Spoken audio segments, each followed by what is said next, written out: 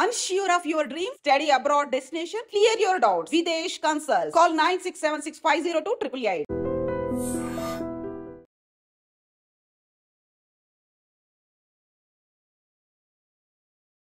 COVID-19 పరిస్థితులు మనందరికీ తెలిసిందే. ఇప్పుడు రూపాంతరం చెంది మళ్ళీ కరోనా కేసులు విస్తరిస్తూ ఉండటం ఒక భయాందోళన అయితే వ్యక్తమవుతోంది. మరొక వైపు ఇది జస్ట్ ఫ్లూయే కదా, ఎందుకు ఒక మెడికల్ మాఫియా దీన్ని ఒక భూతంలా చూపిస్తూ విష ప్రచారాన్ని చేస్తూ ప్రజల్ని తీవ్ర భయాందోళనకు నెడుతున్నారు అంటూ నుంచి అభిప్రాయాలు కూడా వ్యక్తమవుతున్నాయి. ఏదేమైనా కూడా మళ్ళీ కరోనా కేసులు నమోదవుతూ ఉండటం, ఆంధ్రప్రదేశ్ వరకు వస్తే గనక విశాఖలో మొదటి కేసు నమోదైన వెంటనే ఆంధ్రప్రదేశ్ సర్కార్ అయితే అప్రమత్తమైంది. వైద్య ఆరోగ్య శాఖ ద్వారా ఇప్పటికే రాష్ట్ర ప్రజలకు కొన్ని సలహాలు సూచనలతో కూడినటువంటి ప్రకటన కూడా విడుదల చేసింది త్రూ మీడియా. అయితే ఇప్పుడు విశాఖలో ఫస్ట్ పాజిటివ్ కేసు ఫైల్ అయిన తర్వాత విశాఖ కేంద్రంగా కూడా ఇక్కడున్నటువంటి జిల్లా అధికారులంతా అలర్ట్ అయ్యారు. విమ్స్లో 20 పడకల కోవిడ్ వార్డ్ కూడా సిద్ధం చేశారు. దీనికి సంబంధించి పూర్తి డీటెయిల్స్ చూద్దాం.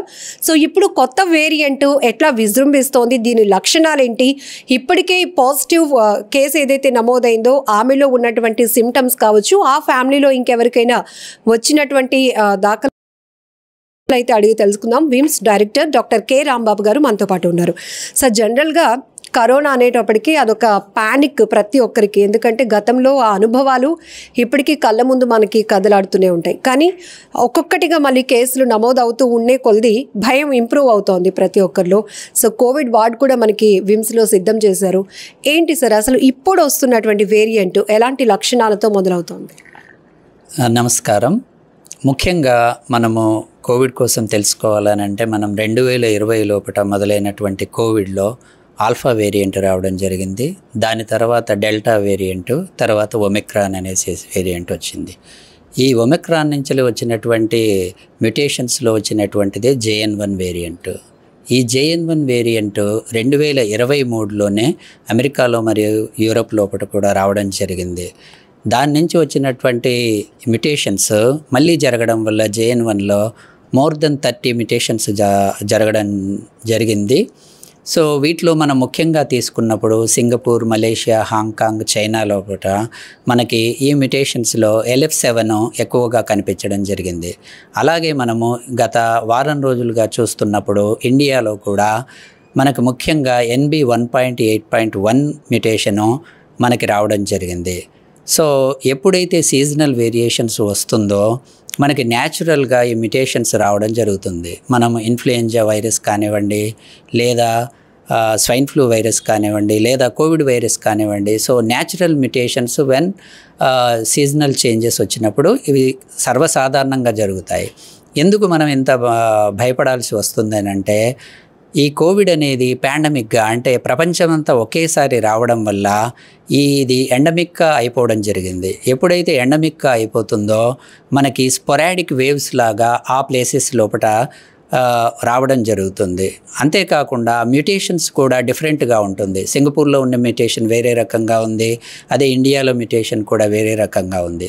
సో కాబట్టి ఎప్పుడైతే స్పొరాడిక్ వేవ్స్ సీజనల్ వేరియేషన్లో వస్తుందో సర్వసాధారణంగా వచ్చేటటువంటి ఈ వైరస్ చేంజెస్ స్వల్ప లక్షణాలతో వస్తాయి. అనగా మనకి జలుబు రావడం, దగ్గు రావడం, సోర్ థ్రోటు, కడుపు నొప్పి, వామిటింగ్స్, లూజ్ మోషన్స్, కంజక్టివైటిస్, ఇలా డిఫరెంట్గా ప్రజెంటేషన్ అయ్యే ఛాన్సెస్ ఉంటుంది.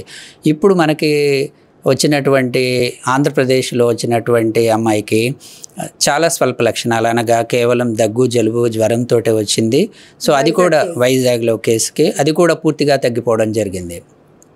సో వారి ఫ్యామిలీ మెంబర్స్కి మరియు నైబర్స్కి కూడా టెస్ట్ చేయడం జరిగింది. అది కూడా పూర్తిగా తగ్గిపోవడం, వాళ్ళ లోపల ఎవరికి కూడా లక్షణాలు లేవు, పాజిటివ్ రిపోర్ట్ కూడా రాలేదు. సో ఎప్పుడైతే ఇలా పాండమిక్ స్టేజ్ నుంచి మనకి ఎండమిక్ స్టేజ్గా మారినప్పుడు ఎండమిక్ స్టేజ్లో వచ్చేటటువంటి మ్యుటేషన్స్ చాలా స్వల్ప లక్షణాలతో వచ్చి వెళ్ళిపోతాయి. దాన్ని మనము చూసాము. 3rd వేవ్ కానివ్వండి, 4th వేవ్ కూడా అలాగే మనకి అతి స్వల్ప లక్షణాలతో వచ్చి వెళ్ళిపోవడం జరిగింది.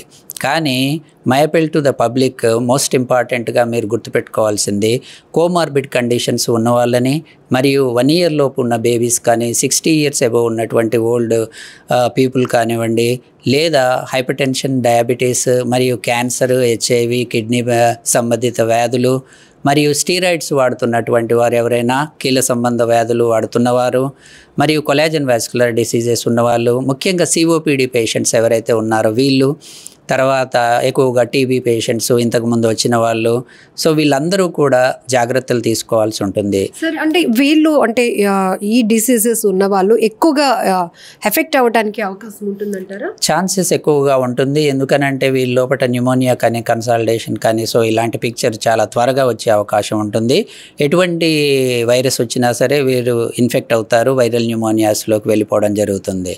సో కాబట్టి కోమార్బిడ్ కండిషన్స్ ఉన్న వాళ్ళని రక్షించడానికి మనము రివర్స్ ఐసోలేషన్ అనేది ఉపయోగించుకోవాల్సి ఉంటుంది. అంతకుముందు కోవిడ్లో మనం చెప్పినట్టుగా ఎప్పుడైతే పిల్లలు స్కూల్స్ నుంచి వస్తారు, కాలేజెస్ నుంచి వస్తారు, ఎంప్లాయీస్ బయటికి వెళ్ళి రావడం జరుగుతుంది. ఎవరైతే ఇలాంటి కోమార్బిడ్ కండిషన్స్ ఉన్నవాళ్ళు, ప్రెగ్నెన్సీ వాళ్ళు కానీ, లాక్టేటింగ్ మదర్స్ కానీ, వీళ్ళందరూ కూడా రివర్స్ ఐసోలేషన్ అని అంటే మనము వాళ్ళు మాస్క్ పెట్టుకొని వాళ్ళకి దూరంగా ఉండడం జరగాల్సి ఉంటుంది. సో దానివల్ల ఏమవుతుందనంటే వాళ్ళకి రాకుండా కాపాడుతాము. సో కాబట్టి ఇప్పుడు వస్తున్నటువంటి వేరియంట్ కోసం అంత వరి పెట్టుకోవాల్సిన అవసరం లేదు. డెఫినెట్లీ నెంబర్ ఇంక్రీజ్ అవుతుంది. ఎందుకనంటే సీజన్ మొత్తం చేంజ్ అయ్యే లోపల ఈ 1 month లోపల చాలా నెంబర్ ఇంక్రీజ్ అయ్యే ఛాన్సెస్ ఉంటుంది. కానీ స్వల్ప లక్షణాలతోటి అది వచ్చి వెళ్ళిపోతుంది. సో మనం అందరం మళ్ళీ ఒకసారి కోవిడ్ లోపల మనం చెప్పినట్టుగా మాస్కే వజ్రాయుధంగా మనం ఎలాగైతే ప్రొపగండా చేశామో ప్రజలందరూ కూడా మళ్ళీ కోవిడ్ అప్రాప్రియేట్ బిహేవియర్ తోటి హ్యాండ్ శానిటైజేషన్ కానివ్వండి, మాస్క్ను ఉపయోగించుకోవడం కానివ్వండి, తర్వాత క్రౌడ్ గుంపులుగా ఉండేటటువంటి బహిరంగ ప్రదేశాల్లోకి వెళ్ళడము, ఈ 3 చేయకుండా ఉంటే ఇది త్వరలోనే వెళ్ళిపోతుందనేసి అనుకుంటున్నాను. సార్ వ్యాలిడ్ పాయింట్ చెప్పారు. అంటే ఫస్ట్ ఎక్కడ ప్యానిక్ అవుతున్నామంటే ఈ కేసెస్ నెంబర్ ఇంక్రీజ్ అవుతున్న కొలది అంతే స్పీడ్గా అది స్ప్రెడ్ అవుతుంది కాబట్టి ఒక రకమైనటువంటి భయాందోళన ప్రజల్లో కనపడతా ఉంది. సరే ఇప్పుడు సీజన్ చేంజ్ అవుతుంది, ప్రీ మాన్సూన్ వల్ల వర్షాలు వస్తున్నాయి, చిన్నపిల్లల నుంచి పెద్దవాళ్ళ వరకు అందరూ ఎఫెక్ట్ అవుతున్నారు ఫ్లూతో. సో దీనికి ఈ కోవిడ్ లక్షణాలకి డిఫరెన్స్ మనం ఎట్లా గుర్తించవచ్చు అంటారు? యూజువల్గా మనకు వచ్చేటటువంటి ఇన్ఫ్లుయెంజా కానివ్వండి, వేరే ఇతర ఏదైనా వైరస్ల వల్ల వచ్చే చేంజెస్ తోటి, కోవిడ్ తోటి వచ్చే ఫ్లూ వైరస్ని మనము చాలా ఈజీగా గుర్తించవచ్చు. ఎందుకనంటే మనకి 3 రోజుల నుంచి 5 రోజుల్లోపు మామూలు ఇన్ఫ్లుయెంజా వైరస్ తోటి వచ్చే వైరస్ తగ్గిపోతుంది. అది కాకుండా కూడా ఎక్స్పెక్టరేషన్ అనగా కఫంతో కూడినటువంటి దగ్గు ఎక్కువగా రావడం జరుగుతుంది. వేరేజ్ కోవిడ్ లోపల మనకి నియర్లీ 1 week నుంచి 10 days అబౌవ్ 2 weeks వరకు కూడా దగ్గు రావడం జరుగుతుంది. ఇది ఎక్కువగా పొడి దగ్గుగా ఉంటుంది. మరియు యాడెడ్ థింగ్స్ అంటే నిస్సత్తుగా ఉండడము, నీరసంగా ఉండడము, మరియు ఫీవర్ కూడా రావడము, లో గ్రేడ్ ఫీవర్ తోటి ఉండడము. సో ఇటువంటి లక్షణాలన్నిటితోటి మనము ఇది కోవిడ్ వైరస్గా గ్రహించవచ్చు. ఇంతకుముందు అనుభవించినట్టు కాకుండా హెవీ బాడీ పెయిన్స్ కూడా ఉండడం జరుగుతుంది కోవిడ్ లోపల. సో మనకి ఇప్పుడు రాష్ట్ర ప్రభుత్వంలో ఇచ్చినటువంటి సహాయ సహకారాలతో మనము PHCలో కానివ్వండి, ఏరియా హాస్పిటల్లో కానీ, టెర్షరీ హాస్పిటల్లో ర్యాపిడ్ యాంటీజెన్ కిట్స్, VTMs అన్నీ పెట్టడం జరిగింది. ఎటువంటి స్వల్ప లక్షణాలు అనిపించినా సరే మీరు వెంటనే ఏ సెంటర్కైనా వెళ్ళి ఉచితంగా మీకు టెస్ట్ చేయడం జరుగుతుంది. మీకు ఒకవేళ పాజిటివ్గా వస్తే గవర్నమెంట్ వారు మిమ్మల్ని ఐసోలేషన్లో ఉంచడం జరుగుతుంది. మీరు 4-5 రోజులు క్వారంటైన్ లోపల ఉంటే వేరే ఇతరికి వ్యాపించకుండా రక్షించబడతారు. సార్ విమ్స్లో 20 పడకల వార్డు ఆల్రెడీ సిద్ధంగా ఉంది ఎక్స్క్లూజివ్ ఫర్ కోవిడ్ అంటున్నారు. ఎట్లాంటి కేర్ తీసుకుంటున్నారు సార్? ఒకవేళ పేషెంట్స్ అలాంటి లక్షణాలు ఉంటే కనుక ఇమీడియట్గా ఇక్కడ ట్రీట్మెంట్కి సంబంధించి కానీ డాక్టర్స్ని ఎట్లా అలర్ట్ చేస్తున్నారు? ఎప్పుడైతే ఈ కోవిడ్ కేసెస్ రావడం జరిగిందో వెంటనే మనం విమ్స్ లోపల 20 beds తోటి మనము ICUని ఏర్పాటు చేయడం జరిగింది. మరియు ఎల్ఎంఓ ట్యాంక్స్ మనకి 20 kL 10 kL ఉండడం జరిగింది. వాటిని పూర్తిగా నింపి ఆక్సిజన్కి ఎటువంటి ఇబ్బంది లేకుండా ఉంచడం జరిగింది. మరియు వెంటిలేటర్స్ను కూడా సిద్ధంగా ఉంచడం జరిగింది. మరియు సిబ్బందికి కూడా రక్షించడానికి PPE కిట్స్ కానివ్వండి, తర్వాత సర్జికల్ మాస్క్స్ కూడా ఉంచడం జరిగింది. మన దగ్గర NIV మాస్క్స్ కూడా నియర్లీ 800+ ఉన్నాయి. సో అన్ని రకాల కూడినటువంటి మందులు ఎలాంటి యాంటీవైరల్ కానివ్వండి, anti allergic medicines, symptomatic management కోసము కావలసినటువంటి అన్ని రకాల మందులను కూడా మనం సమకూర్చుకున్నాము. మనం ఆల్రెడీ 2 వేవ్స్ల లోపల స్టేట్ కోవిడ్ హాస్పిటల్గా ట్రీట్మెంట్ ఇచ్చి వేలాది మందిని రక్షించినటువంటి జ్ఞాపకాలతో ఉన్నాం కాబట్టి, అటువంటి సిబ్బంది కూడా మన దగ్గర ఉన్నారు కాబట్టి ఎటువంటి ప్యానిక్ అవ్వాల్సిన అవసరం లేదు. మీకు ఎటువంటి లక్షణాలు ఉన్నా సరే వెంటనే విమ్స్ హాస్పిటల్కి వస్తే మేము టెస్ట్ చేసి ఒకవేళ పాజిటివ్ అయితే మీకు అవసరమైతే హాస్పిటల్లో అడ్మిట్ చేస్తాము, లేదనంటే మందులు ఇచ్చేసి పంపించడం జరుగుతుంది. సార్, సింగపూర్ లాంటి దేశంలో ఇతర దేశాల్లో మ్యూటెంట్కి మన ఇండియాలో ప్రజెంట్ ఉన్నటువంటి పాజిటివ్ కేసుల్లో మ్యూటెంట్కి కొంత వేరియేషన్ కనబడుతోంది. అంత ప్యానిక్ అవ్వాల్సిన సిచ్యువేషన్ లేదు, కానీ జాగ్రత్తగా ఉండాల్సిన అవసరం ఉందని చెప్తా ఉన్నారు. సార్, మనం కోవిడ్-19 ఒక్కసారి గుర్తు చేసుకుంటే కనుక స్మెల్ కోల్పోవడం, కళ్ళు ఎర్రబట్టడం, ఒక్కొక్కరికి ఒక్కొక్క సిమ్టమ్స్ చూసాం సార్. ఇప్పుడు అలాంటి స్టేజెస్ ఏమైనా ఉన్నాయా, లేకపోతే ఓన్లీ ఫీవర్ నుంచి చూస్తున్నాం సార్? అనాస్మియా అనేది ప్రస్తుతానికి మనము సెకండ్ వేవ్ తర్వాత నుంచి చూడలేదు. థర్డ్ వేవ్లో కానీ ఫోర్త్ వేవ్లో కానీ కూడా మనకు అలాంటి లక్షణాలు ఏవి కనిపించలేదు. సో డెల్టా వేవ్లోనే పెక్యూలియర్గా అలాంటి లక్షణాలని చూసాము. సో ఒమిక్రాన్ వేరియంట్ లోపల అలాంటి లక్షణాలు లేవు. ఇది కేవలం స్వల్ప లక్షణాలతోటే వచ్చి వెళ్ళిపోతుంది కాబట్టి ప్యానిక్ అవ్వాల్సిన అవసరం లేదు.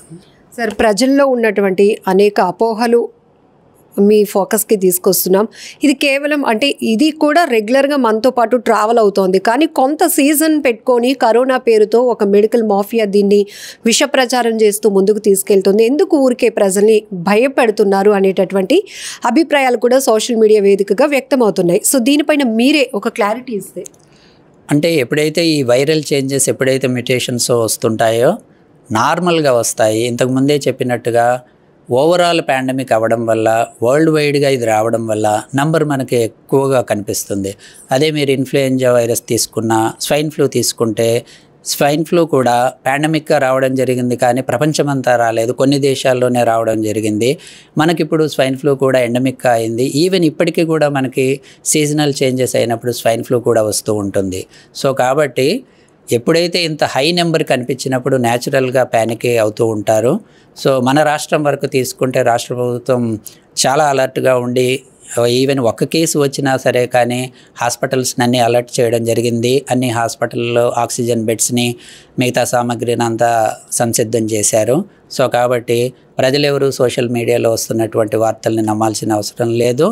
So it's a very safest one. So మీకు ఎక్కడ అయినా సరే కానీ ఫ్రీగా మీకు ఉచితంగా టెస్టులు చేస్తారు. సో మీరు అక్కడికి వెళ్ళండి, తర్వాత ఉచితంగా మందులు ఇవ్వడం జరుగుతుంది. మీకు అవసరమైతే హాస్పిటల్లో అడ్మిషన్ కూడా ఫ్రీగా చేసి ఉచితంగా సేవలు చేసి పంపిస్తారు. సార్, ఎవరు ఒకవేళ ఆర్టీపీసీఆర్ టెస్ట్ ఏ సందర్భంలో చేసుకోవాల్సిన అవసరం ఉంటుంది ఇప్పుడు? అంటే usually first rapid antigen test చేయడానికి ప్రయత్నం చేస్తాము, ఎందుకంటే ఇమ్మీడియట్లీ మనకి అది పాజిటివ్ నెగిటివ్ తెలియాల్సి ఉంటుంది కాబట్టి. బట్ సిమ్టమాటిక్గా వైద్యులకి డౌట్గా అనిపించినప్పుడు ఈవెన్ ర్యాపిడ్ యాంటీజెన్ నెగిటివ్ వచ్చినా సరే ఆర్టీపీసీఆర్కి పంపిస్తాము. లేదా ర్యాపిడ్ యాంటీజెన్లో పాజిటివ్ వచ్చినప్పుడు కూడా ఆర్టీపీసీఆర్కి పంపించి మళ్ళీ కన్ఫర్మ్ చేసుకుంటాము. అది తర్వాత అవకాశం ఉంటే వీలైతే జీనోమ్ సెంటర్కి కూడా, జీనోమ్ సీక్వెన్స్కి కూడా పంపించడం జరుగుతుంది. అంటే అది ఏ జీనోమ్ సీక్వెన్స్లో ఉంటుందో. సో ఇది రొటీన్ ప్రొసీజర్ లోపల జరుగుతుంది. సో కాబట్టి మీరు ఏ సెంటర్కి వెళ్ళినా సరే కానీ వాళ్ళ అందరి దగ్గర, ఈవెన్ పిహెచ్సిలలో కూడా వీటీఎంస్ ఉంటాయి, వాళ్ళు కూడా ఆర్టీపీసీఆర్ తీసి పంపించడం జరుగుతుంది. దగ్గరలో ఉంటే మీరు జీజీహెచ్లు కానీ కేజీహెచ్ కానివ్వండి, సో ఎనీ ఏరియా హాస్పిటల్కి కూడా వెళ్ళవచ్చు. సో అక్కడ either rapid antigen or RTPCR చేసి మీకు వ్యాధిని నిర్ధారిస్తారు. సార్, కోవిడ్ వల్ల చాలా విషయాలు నేర్చుకున్నాం. హైజీన్గా ఉండటం కావచ్చు, లైఫ్ స్టైల్లో చేంజెస్, డైట్లో చేంజెస్. సో ఇప్పుడు అంత భయపడే పరిస్థితి లేకపోయినప్పటికీ కూడా సో జనరల్గా హెల్త్ హ్యాపీగా లీడ్ చేయడానికైనా ఎలాంటి ఫుడ్ డైట్ తీసుకుంటే బాగుంటుంది అంటారు ఈ సీజన్లో? మెయింటైన్ నార్మల్ ఫుడ్ తీసుకోవడము, అంటే చిన్న ఏరోబిక్ ఎక్సర్సైజ్ చేయడము, వేడిగా ఉన్నటువంటి పదార్థాలు తీసుకోవడము. సో అంతే తప్ప సో స్పెషల్ ప్రికాషన్స్ ఏమీ అవసరం లేదు. So plan for the little aerobic exercises compulsory చేయాల్సి ఉంటుంది. ఇమ్యూనిటీ కొంచెం తక్కువగా ఉంటే కొంచెం ఎక్కువగా వ్యాధి వచ్చే అవకాశాలు ఉన్నాయి కాబట్టి సో లిటిల్ ఎక్సర్సైజెస్ అని అంటే ఐదర్ వాకింగ్ కానివ్వండి, రన్నింగ్ కానివ్వండి, యోగా కానీ, ఆ తర్వాత ఎటువంటి ఆహార పదార్థాలు తీసుకున్నా సరే కానీ కొంచెం వేడిగా ఉన్నటువంటి ఆహార పదార్థాలు తీసుకుంటే సరిపోతుంది. Thank you sir, thank you so much. So ప్రపంచవ్యాప్తంగా కరోనా కేసులు నమోదవుతూ ఉండటం వల్ల తెలుగు ప్రజలు కాస్త పానిక్ అవుతున్నారు. అలాంటి సిచ్యువేషన్ లేదు. 1-2 కేసులు పాజిటివ్గా ఫైల్ అయినా కూడా ఇమీడియట్గా ఆంధ్రప్రదేశ్ ప్రభుత్వం అలర్ట్ అయింది. దీనికి సంబంధించి వైజాగ్ విమ్స్లో కావచ్చు, కేజీహెచ్లో కూడా మనకి వార్డులు సిద్ధంగా ఉన్నాయని చెప్తున్నారు. ఇంకొక వైపు పానిక్ అవ్వడం వల్ల ఎక్కువగా సిక్ అయిపోతున్నటువంటి సందర్భాలు గతంలో మనం చూసాం. ఇప్పుడు సిచ్యువేషన్ ఎలా ఉన్నప్పటికీ కూడా ఒక్కసారిగా మళ్ళీ మనం మాస్క్ తప్పకుండా పెట్టుకోవాల్సిందే. ఎందుకంటే సో అలాంటి సిచ్యువేషన్స్ మళ్ళీ ఆ పరిస్థితుల్లోనికి మనం వెళ్లకుండా ఉండాలంటే ముందస్తు జాగ్రత్తలు చాలా అవసరం అని చెప్తున్నారు. సోషల్ డిస్టెన్స్ పాటించడం కానీ, హ్యూజ్ గ్యాదరింగ్స్కి వెళ్లే ముందు కూడా ఒక్కసారి మీకు మీరు ప్రొటెక్ట్ చేసుకునే విషయంలో చాలా కేర్ తీసుకోవాలని కూడా చెప్తున్నారు. సో విమ్స్లో అయితే 20 పడకల కోవిడ్ వార్డు సిద్ధంగా ఉంది. దీంతో పాటు ఇక్కడ ర్యాపిడ్ టెస్టులు చేయడానికి కానీ అలాగే పీపీ కిట్స్ కూడా ఇప్పటికే ఇక్కడ ఉన్నటువంటి సిబ్బందికి ప్రొవైడ్ చేశాం. అన్ని విధాలుగా ఎక్కడ ప్రజలు ఏ రకమైన భయాందోళన చెందకుండా ఆంధ్రప్రదేశ్ సర్కారు, వైద్య ఆరోగ్య శాఖ అన్ని రకాలుగా అప్రమత్తమై చర్యలు తీసుకుంటుందని చెప్తున్నారు విమ్స్ డైరెక్టర్ కె రాంబాబు గారు.